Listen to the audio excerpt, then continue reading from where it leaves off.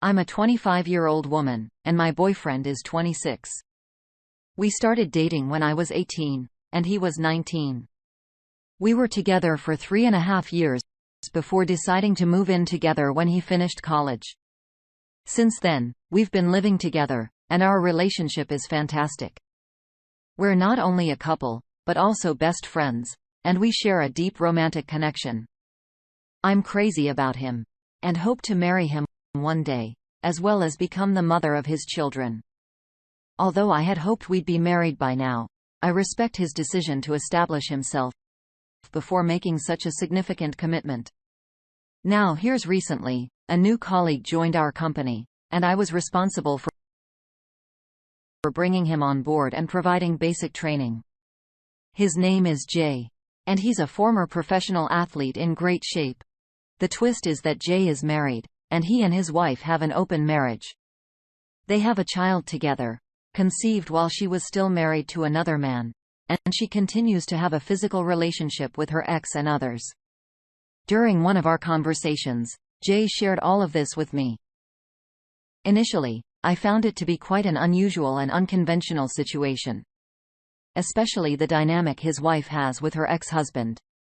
When the topic came up, Jay asked me for my thoughts on open relationships. I made it clear that I was completely against the idea and that I would never want to share my husband or be with another man. Our discussion on this matter ended with Jay suggesting, "Let me know if you ever want to try it sometime. I think you would change your mind." I was surprised by his comment, but brushed it off with a laugh and changed the subject. As the weeks have gone by, Jay and I have grown closer in our work relationship. I must admit that I've developed a strong physical attraction to him.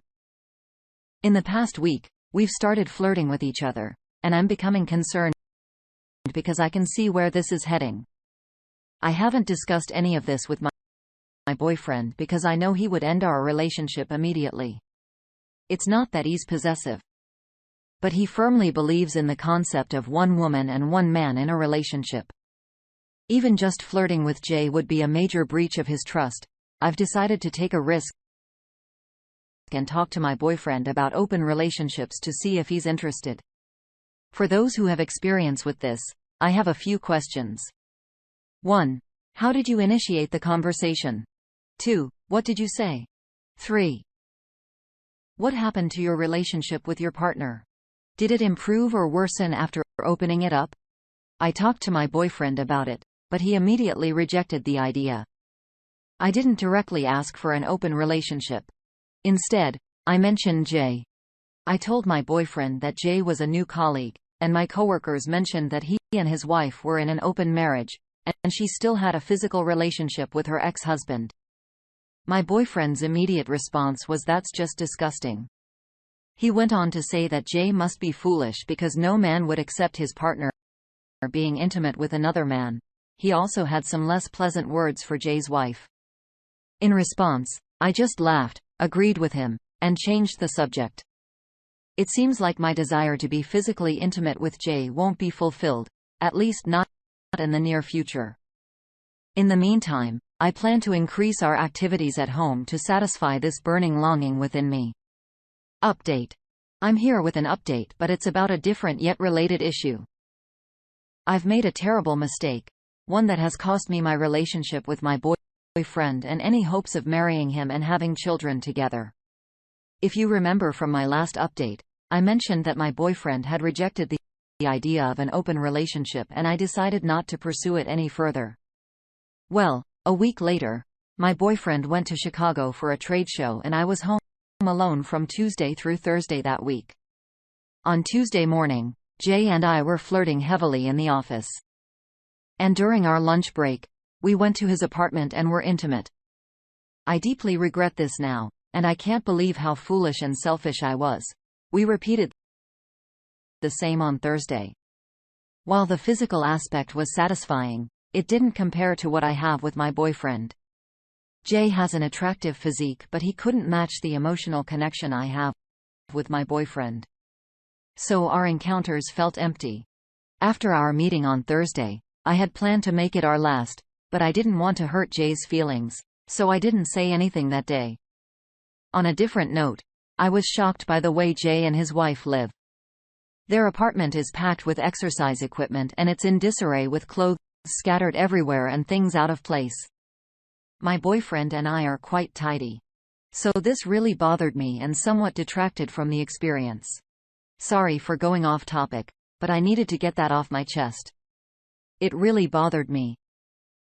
Moving on to Thursday, my relationship with my boyfriend and my hopes for a happy life took an abrupt turn. When I arrived home, my boyfriend was already there, and I could sense something was wrong. He was standing by the door wearing his coat and holding his car keys. I was excited to see him and tried to kiss and hug him, but he kept me at arm's length with his hand. Then he said something that shattered me. He told me he had been contacted on social media by Jay's wife, who asked if he would like to meet up and possibly go on a date since Jay and I were now involved physically. They had a call and she spilled all the details about my relationship with Jay. Apparently, she and Jay enjoy being with other couples, which is their biggest turn-on. Hearing this news left me breathless, and I felt like I might faint, so I had to sit down. I immediately began explaining and apologizing, but he simply said, "Be quiet." Then he handed me a document, an eviction notice that he created himself using an online template and intended to file legally. He informed me that I had 30 days to move out before he initiated legal proceedings. In the meantime, he mentioned that he would be staying with his parents and instructed me not to contact him. I couldn't hold back the tears and made another attempt to reach out to him, but he kept his distance. After that, he rushed out the door down the parking lot and drove away quickly. I tried to catch up with him, but he was too fast. For the next 3 hours, I attempted to contact him, but he didn't respond. I then called his mom to inquire if he was with her. She confirmed that he was, but said he couldn't speak.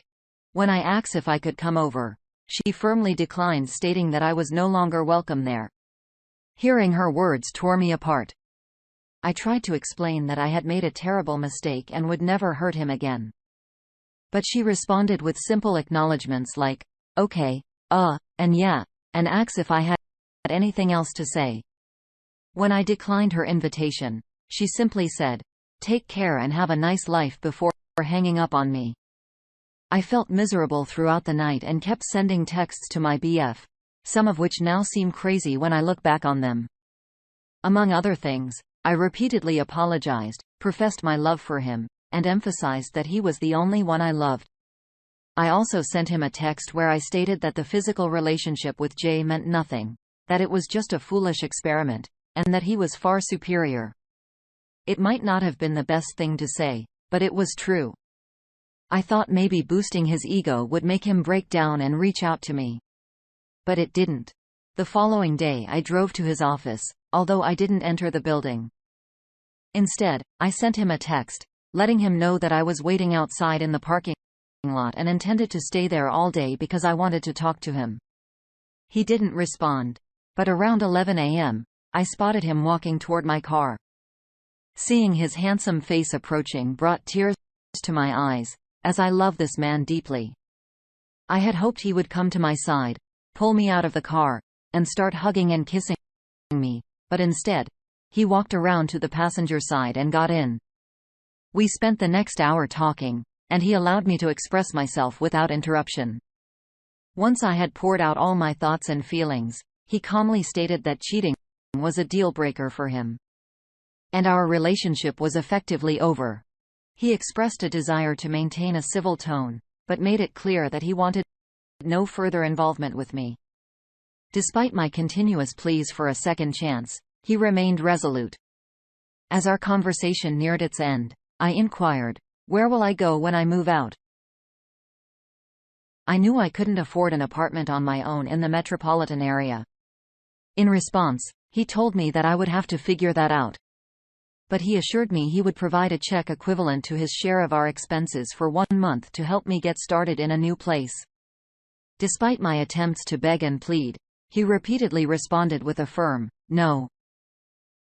When I had run out of things to say, I asked if I could kiss and hug him. He agreed to a hug but declined the kiss. We embraced for a good 10 minutes before he gently pulled away. Afterward, he returned to his office, leaving me in tears and berating myself for the next hour. I'm back with a new set of questions. This time as someone deeply remorseful for cheating. Is there hope for my relationship? Are there steps I can take to rebuild my boyfriend's trust in me? I want to emphasize that this was a one-time mistake, and I'm desperate to hear from women who have faced similar situations, especially if you manage to salvage your relationships. I'm willing to do whatever it takes to win him back because I'm struggling without him. I want to express my gratitude for the responses I've received so far. And any future responses to this post. Sharing this with someone has provided me with tremendous relief. I'm so ashamed of my actions that I can't bring myself to them with anyone I know. Having this community to message with has truly been a lifeline. Thank you from the bottom of my heart once again. Update. It's been a while, and many of you have messaged me asking for an update on my relationship. I'm sad to announce that my boyfriend and I have officially broken up. Despite my weeks of pleading for another chance, I came to realize that he wasn't.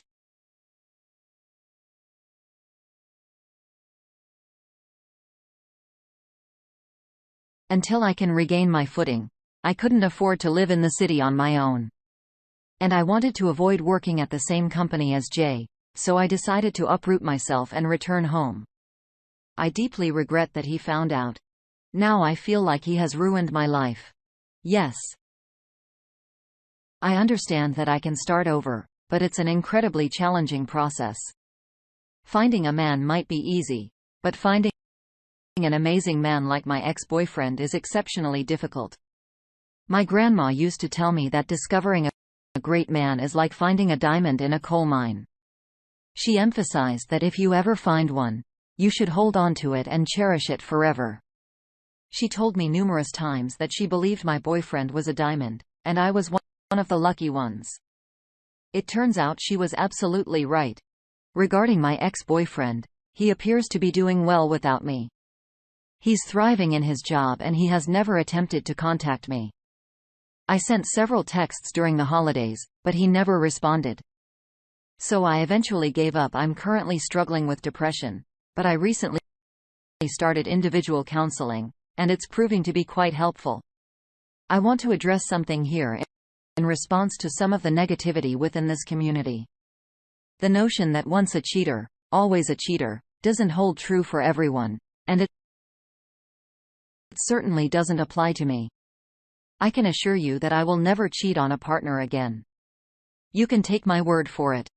Additionally, my counselor mentioned that many individuals who cheat typically don't repeat their actions, so there you have a professional perspective on it. To those who've been supportive, thank you very much, except for the haters. Alright, that was a fun story. Now let's move on to another exciting one. Stay tuned and let's dive in. I'm a 22-year-old female, and I want to get my 25-year-old boyfriend back. To summarize, I accidentally cheated on him, and I'm feeling really guilty and upset that my friends told him about it. I need help figuring out what to say to him. A few days ago, I made a mistake in my relationship with my boyfriend of 2 years. I can't handle the guilt anymore. I used to believe he was the love of my life, and part of me still does. Our relationship had started to feel a bit stagnant. We went on dates. He bought me things, but I started to feel less important. There was a lack of spontaneity, if you know what I mean. I talked to him about it, hoping we could resolve things. Then one night, my friends and I went out, and I was having a great time. We were dancing and a group of guys started dancing with us. I felt a bit overwhelmed because I wasn't used to being so close to other guys. However, I made sure none of them got too close from behind, so I thought it was fine. After dancing, a few of us sat down and started talking. There was one guy the first was chatting with who was cute and friendly. He asked for my number, and I gave him a fake one. Some guys can be persistent, so I left it at that and moved away from him. Then another guy from the group approached me and noticed I wasn't minging as freely as my friends. We started talking, and he mentioned that he had recently ended a long-term relationship. I should have stopped there, but I couldn't resist asking him what had happened with his ex. He explained that their relationship had become dull and routine, lacking excitement. Curiously, I shared that I felt the same way and asked why he didn't stay with her. He revealed that he enjoyed the freedom of meeting other women without any attachments or commitments. We continued talking for the rest of the night until my friends and I decided to leave. Before parting ways, he gave me his phone number. On the ride to my friend's house, I texted him and said I'd get an Uber and go home. However, instead, I went to his house. It was a nice place with his own home and a fancy car in the driveway. When I entered, we continued our conversation. And eventually, we started kissing and ended up having sex. Afterward, I cuddled with him and was about to leave, but we began kissing again, leading to another round of intimacy. I fell asleep in his bed. The next morning, panic set in because I hadn't intended to spend the night. My boyfriend tried calling and texting me, but I didn't respond. Some of my friends texted and even called my dad to check if I was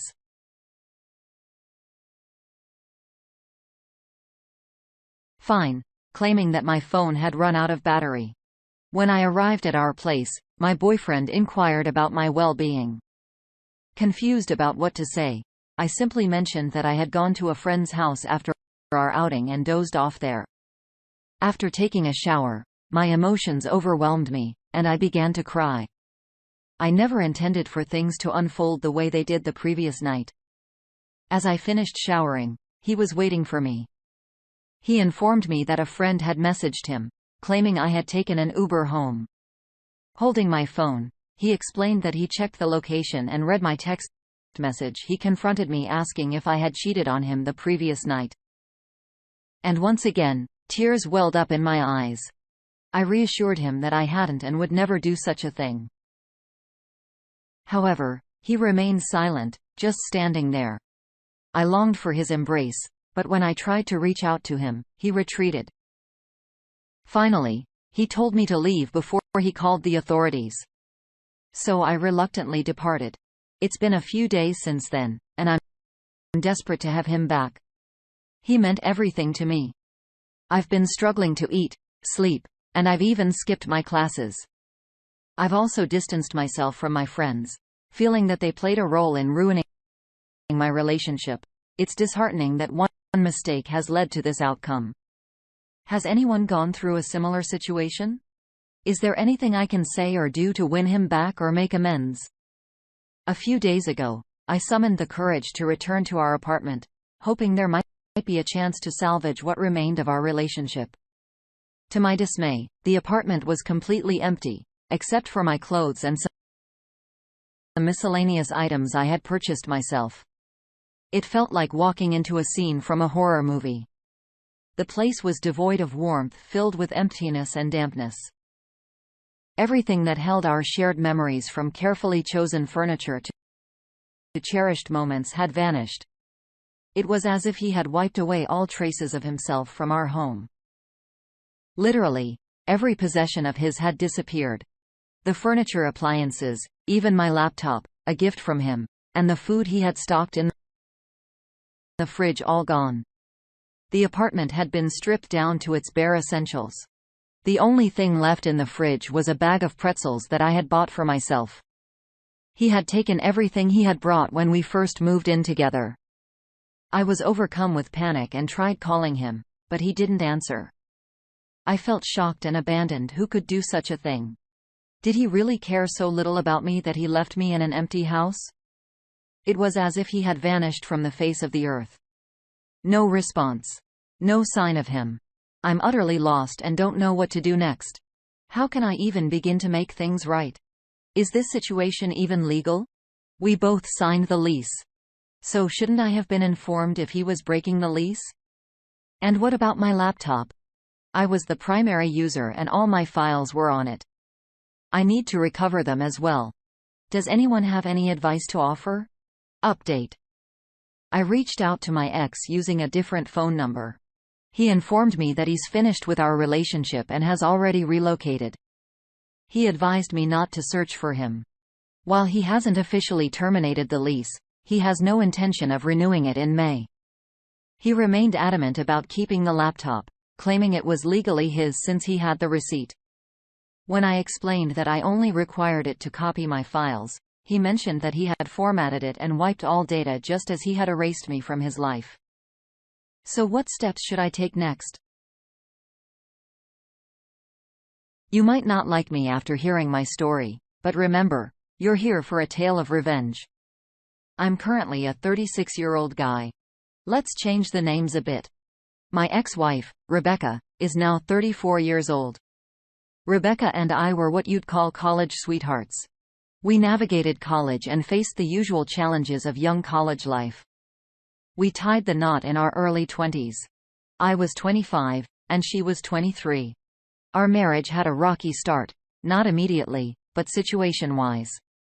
I was studying medicine while she pursued accounting. Some things were fine with me, but bothered her. Despite being married, she acted as if she were footloose and fancy-free. I have to admit back then, I didn't see it as a problem. Now let's jump to 2016 when she landed a job as an accountant. I was pleased because it paid well. And the company owner, James, happened to be a college buddy of mine. As time passed, instead of growing closer, tensions mounted between us. She began complaining about various things. She disliked our living situation, had issues with my actions, and lost her taste for the food she once adored. I'm a fantastic cook, and she used to love my meals. Our arguments escalated to the point where she'd hurl insults at me, calling me worthless and claiming she earned more than I did. This on its own might seem like a typical part of many relationships, as most couples have their ups and downs. But if it had stopped here, I wouldn't be sharing my story. The turning point occurred when I heard from our mutual friends that Rebecca and James were spending time together with some of them. I found this odd. Why would she hang out with him? Why were they socializing with our mutual friends without me knowing? I confronted both of them and they explained it was a last-minute plan that didn't include me because I was working and out of town that day. Maybe they'd planned it in advance. I'm not sure, so I let it go. Then came 2017, the year my marriage fell apart. I became increasingly suspicious. For those of you in relationship, you know it's a warning sign when your intimate life suddenly vanishes. I grew more paranoid. And whenever I tried to discuss things, I was met with resistance. I'm not perfect. I started yelling at her, constantly demanding answers because something felt amiss. Your closest person in life seldom talks or spends time with you and they insist there's nothing wrong. Does that seem normal? It can't be. This should have been a fantastic year for us since we both paid off our student loans, and we're reaching our financial peak. It should have been a great time. My friends and I had the idea to open a small medical shop as a side business. One of those friends was Saladin. He suggested we celebrate at a pub. While we were there, I noticed a woman who looked exactly like Rebecca. It wasn't too alarming, but it caught my attention. She was dancing with another man, and the lighting was dim. As I got a closer look, lo and behold, it was Rebecca and James. Dancing hand in hand. I could say it didn't bother me much because they are friends and colleagues. Right? I was there with my colleagues and she was with hers. But of course, it was bothering me. So I decided to send her a text asking where she was. She usually heads home at this time. She replied that she was already at home. Now that was a major red flag, a huge red flag, almost like a communist parade. I told her to stop lying because it was clear she wasn't being truthful. She seemed to get paranoid and texted that she was on her way home. After that, she left the pub and I followed shortly. On my way back home, I knew I needed to have a direct conversation with her about James. So when I got home, I did just that. I asked her face to face about James and her reaction was as if she had seen a ghost, because she clearly wasn't expecting that. The way she reacted was far from what I would consider normal when asking about a friend. She mumbled and tried to play it off. But as I listened to her speak, I already had a strong suspicion that something was seriously wrong. That night, my curiosity got the best of me, and I decided to snoop through her phone. Please don't judge me, but I felt compelled to find out the truth. We had known each other's passwords, but she had changed hers so I couldn't access it. However, the following day while I was snooping, I managed to get it. I know it's not the best course of action, but I was desperate to uncover the truth. And there it was. A multitude of texts, countless questionable pictures, degrading comments, and even her referring to him as daddy. My wife and I had made a promise to each other that we would always transparent and open if there was anything we needed to explore. Unfortunately, she broke that vow too.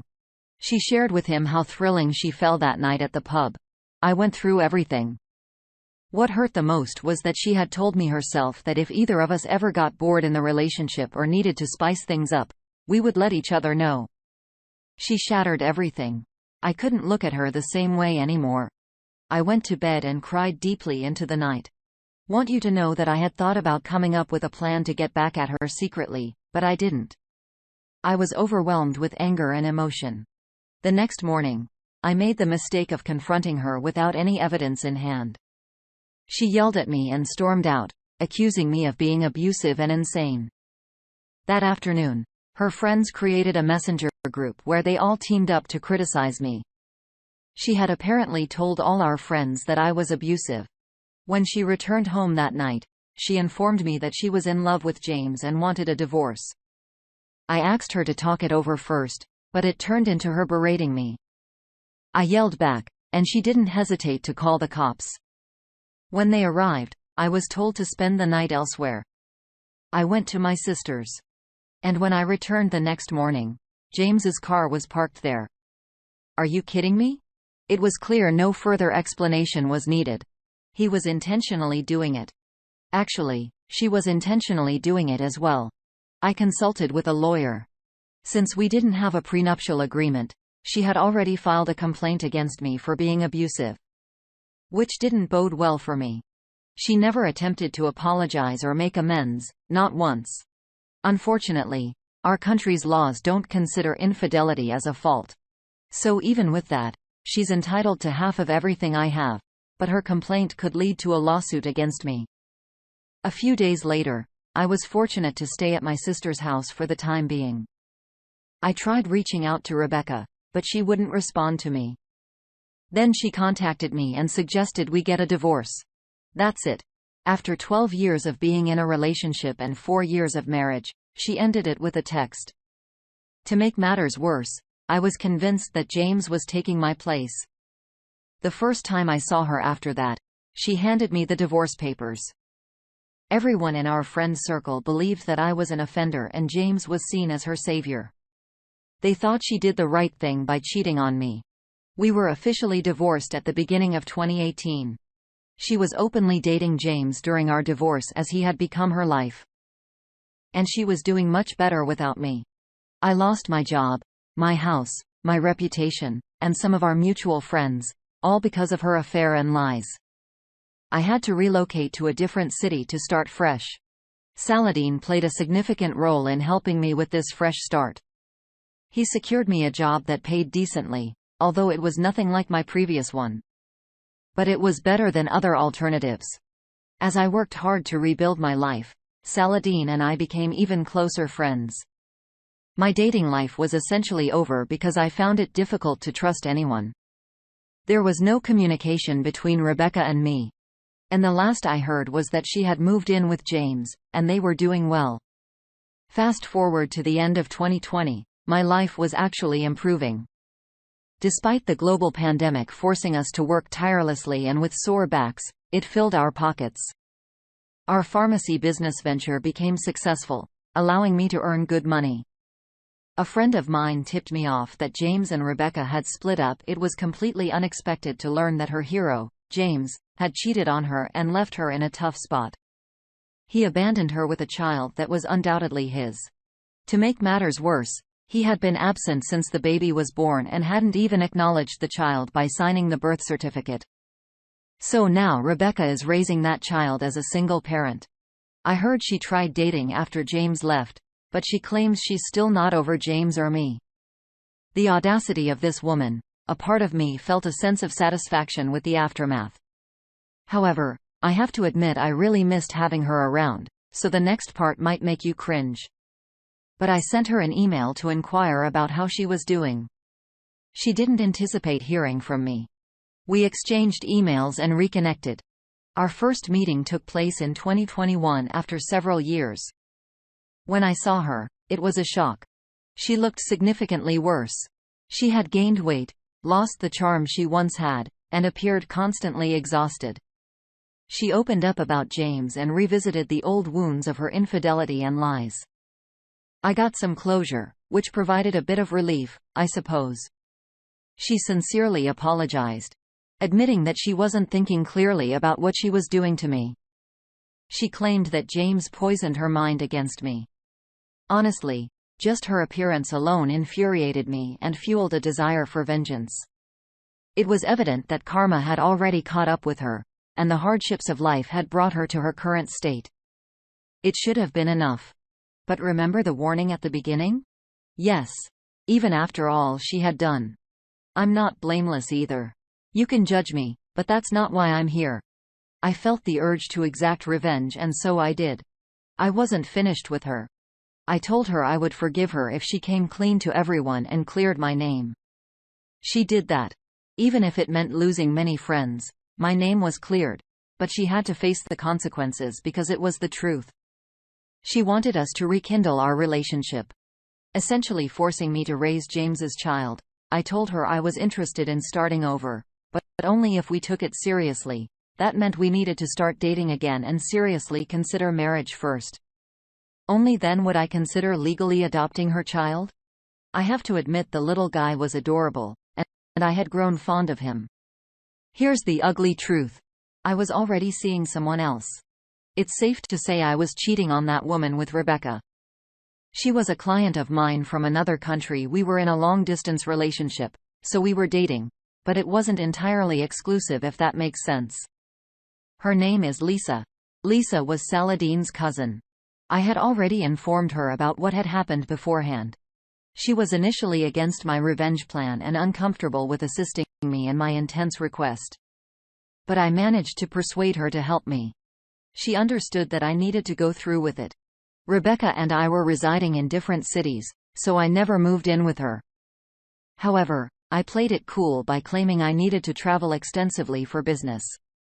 So I was unintentionally raising Rebecca's hopes, only to later disappoint her, much like she had done to me. The unfortunate part is that we were physically intimate, but we used protection. Rebecca genuinely believed she had found love again. I encouraged her to seek therapy to address her issues. Everyone noticed how much better and happier she seemed now that she was with me. She would frequently express gratitude for her good fortune, always followed by apologies directed at me. She started doing things for me that used to do when we were married and deeply in love. Trust me when I say, I had a lot of emotions tied to this woman. I reconsidered my revenge plan and started having doubt about breaking her heart, the way I had fantasized. It would be terrible. The kind of trauma that sticks with someone for life. But then I remembered what she had done to me when we were married. When we had made vows that she broke. James may be an awful person, but she willingly chose to betray me. She never thought twice about breaking my heart. So why should I hesitate to think about hers? So I decided to proceed with my plan. Her birthday was approaching last October, and lockdown restrictions had eased up. Someone important to me, Lisa, was in my city. As a birthday gift, I invited Rebecca to go ring shopping. She chose her favorite ring and I had it wrapped. She was overjoyed. That night, she came to me in tears, repeatedly apologizing for hurting me the way she had. She seemed genuinely remorseful, but I had no feelings left for her except indifference. On Rebecca's birthday, I drove her to our favorite spot, the same place where we got married for the first time. It's a beautiful location surrounded by nature. Lisa was already waiting there, so when we arrived at the spot, I introduced Lisa to Rebecca as my girlfriend. Rebecca turned pale and asked me what I meant by that. She questioned what she was to me, so I introduced her to Lisa as Rebecca, my ex-wife and friend with benefits. At that moment, I proposed to Lisa using that same ring. Rebecca lost her composure and began yelling. I responded by questioning how she could possibly us to reconcile when she destroyed everything. I made it clear that I could never date someone like her again. She kept asking if everything we had meant nothing, and my response was a resounding no. Our last moments together were merely a form of closure. I helped her confront the pain she had caused me. Lisa was holding me back, concerned about Rebecca's suffering. I firmly insisted that Rebecca needed to leave, and eventually, she did. Afterwards, she repeated her previous actions. She told everyone that I had cheated and portrayed me as the villain. This time, I took it in stride, and everyone saw her for the deceitful person she was. She had cheated on me and made me pay a steep price through false abuse allegations. And now she expected me to raise her child from her affair partner as my own and date her. The last time we communicated was in December of last year. She wrote me a letter expressing her apologies and regret for the pain she had caused me. She wished me a better life and, from what I heard, had no interest in dating. Her appearance hadn't improved either.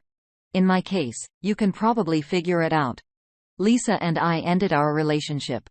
There were other issues between us, not just what happened. Some people claimed that I'm worse than my ex. Could you please specify how I'm worse than her? I loved her, and she cheated on me, resulting in me losing my home, my job, my reputation, and my friends? I behaved poorly towards everyone. I gave her a taste of her own medicine. Yes, by hurting someone else. But am I now worse than her? I might have emotionally hurt her, but that's what she did to me. I'm not seeking judgment. I'm sharing my revenge story, and this is what you call nuclear revenge.